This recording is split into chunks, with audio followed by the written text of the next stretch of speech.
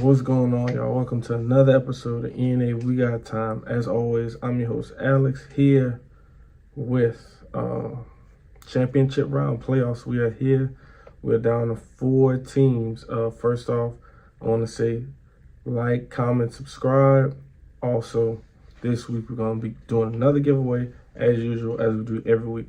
This week we giving away 50. We're giving away 50 to the subscriber who comments and gives a total score for both games. So you gotta give me a total score for each game. So if you got, Bengals, you're gonna have to say, okay, I got Bengals and predict the score of 50. And then same for the 49ers and Philly. If you got Philly, you gotta do Philly at 45 or something like that. Just so there's no ties and there's no confusion. Also, get back with me. A couple of weeks ago, we had a guy who got everything right, commented, looked for him, couldn't find him, so that we just kind of just throw him to the side. But anyway, let's get into this, man. We're going to start this off with the 49ers at Philly.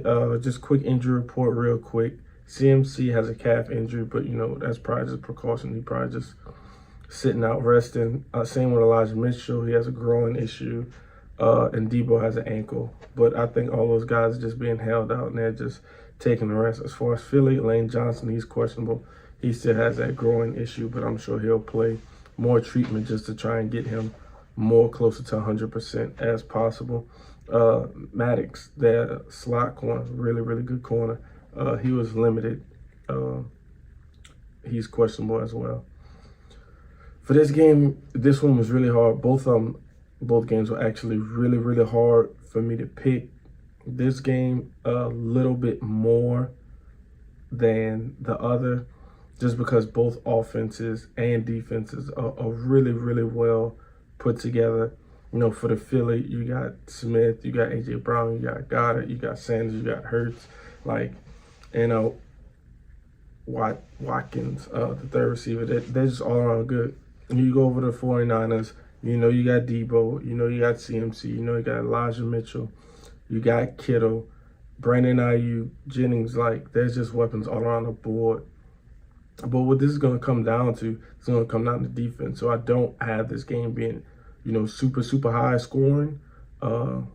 Defense on both defenses, you have, probably the best two corners cover team in football, with Bradbury, former Giant, and big play Slay. On the other side, you got an all-pro in Jimmy Ward for the 49ers.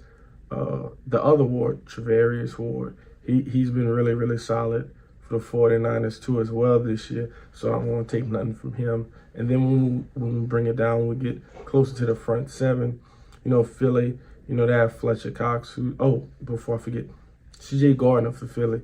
Before he went down this year, he was having an all-pro season. Don't want to miss that out. Shout out to you.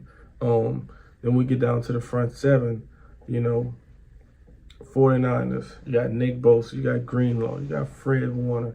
There's so many guys on that defense. Move over to Philly. You got Fletcher Cox. You got Brandon Graham. You got the new guy that they're trying to see do really well. Dean, you also have Robert Quinn, a seasoned vet who they brought in, and so many other guys. I don't want to bore y'all with all the names, but those are just the high-profile guys.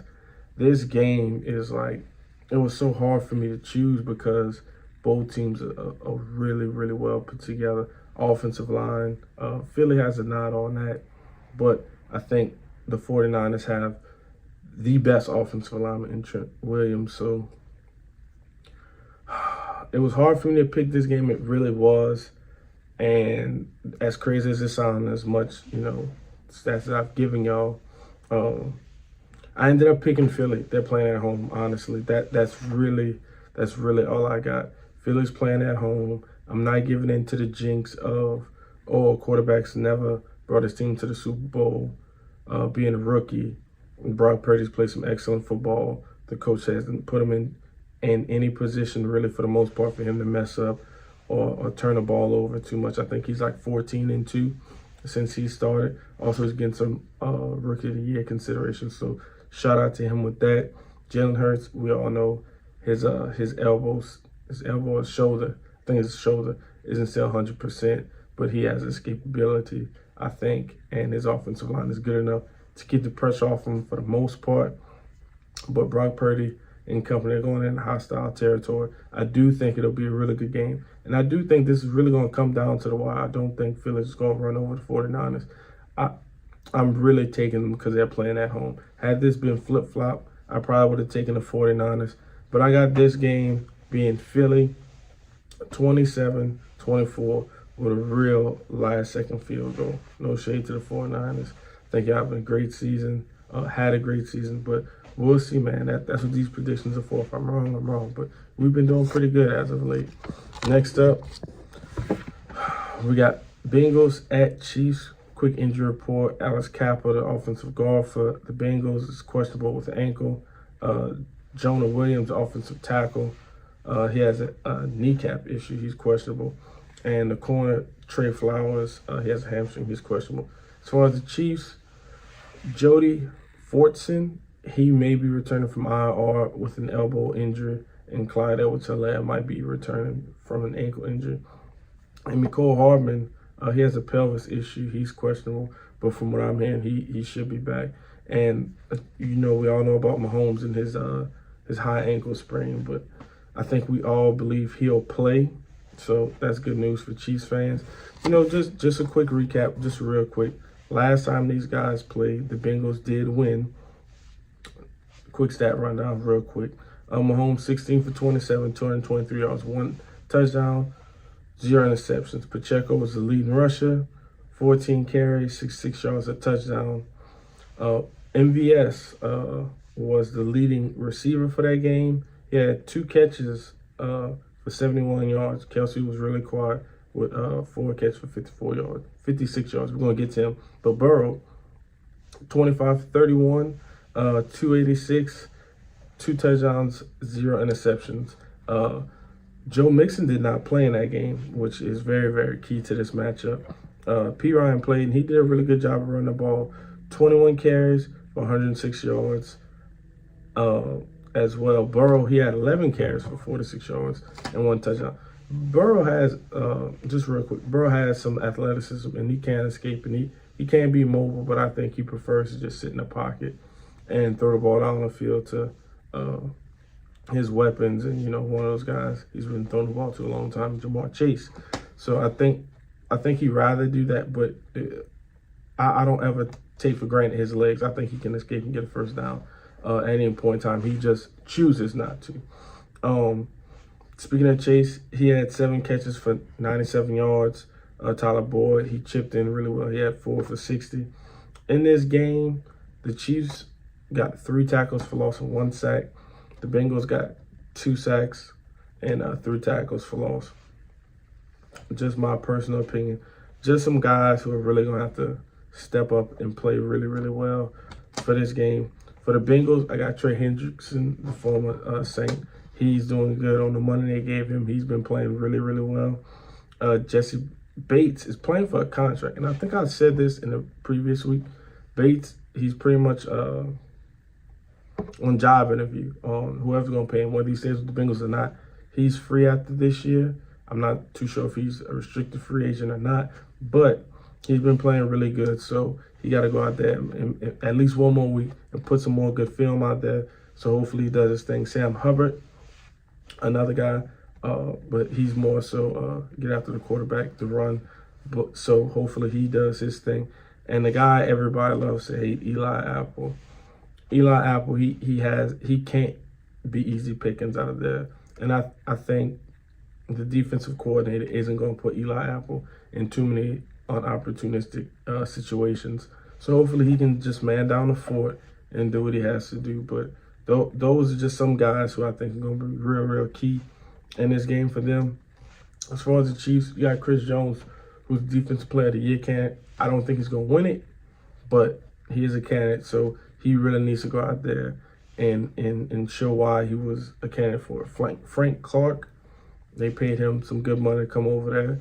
He got to show and improve. Karlastis, I think I'm saying his name right. He's a rookie linebacker. he came out of, not necessarily came out of nowhere, but he's definitely doing a lot better than most people thought he would do. So he got to definitely show up and play. And McDuffie, the corner, I actually did a video on him early in this season, whenever I was going off what rookies I think were going to be good. He had a good stretch during the season. I haven't really followed him all that well, but I know for the most part he's been really solid for them and really helped them with that secondary. Now, with all that being said, Mahomes is just a wee bit hobbled, with the ankle injury, and we'll see how that goes. But I don't know if anybody remembers, the Chiefs were somewhat in control of the last game, and then Travis Kelce had a fumble, and that pretty much derailed the rest of the game. And that eventually swung the momentum completely, and the Bengals ended up winning. I'm sorry. I said all that to say this. Patrick Mahomes is probably about to win his second MVP.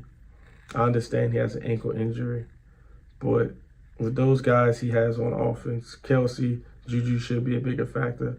They also have Kadarius Toney, who likes to spar for him sometimes, as well as MVS, Juju, all those guys, Pacheco. I think they go out there and get the job done, man. I'm sorry. I can't root against who I think will eventually be the MVP. Now, if Joe Burrow and company go out there and get things done, then salute to them.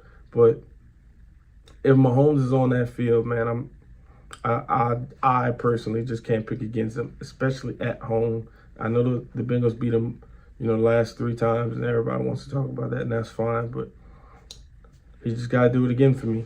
I have the Chiefs win this game 28-27.